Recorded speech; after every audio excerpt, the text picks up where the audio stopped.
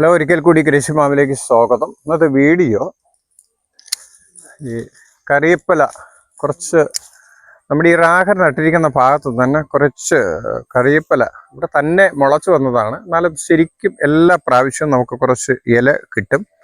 അത് ഞങ്ങൾ കട്ട് ചെയ്ത് ഫുള്ള് എടുക്കും. വെറുതെ കളയണ്ടല്ലോ എന്ന് ഓർത്തിട്ടാണ് ഞങ്ങളത് കട്ട് ചെയ്തെടുക്കുന്നത്. നിങ്ങൾ വീഡിയോ ആദ്യമായിട്ടാണ് കാണുന്നതെങ്കിൽ ലൈക്കും ഷെയറും സബ്സ്ക്രൈബ് ചെയ്യണം. ഇത് കണ്ടോ, നല്ല നാടൻ കറിവേപ്പിലയാണ്.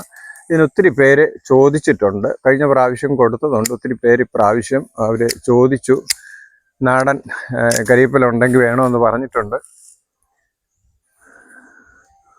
ഇത് കുറച്ച് ചൂട് ഇപ്പം ഈ മഴ വീണപ്പോഴാണ് ഇത് ശരിക്കും പറഞ്ഞാൽ ഇത് നന്നായിട്ട് ശിഖരമൊക്കെ ആയത്.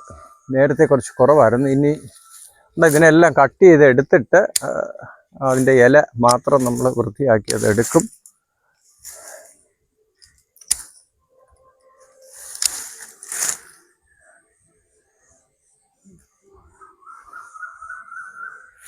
നല്ല തനി നാടനാണ് അത്.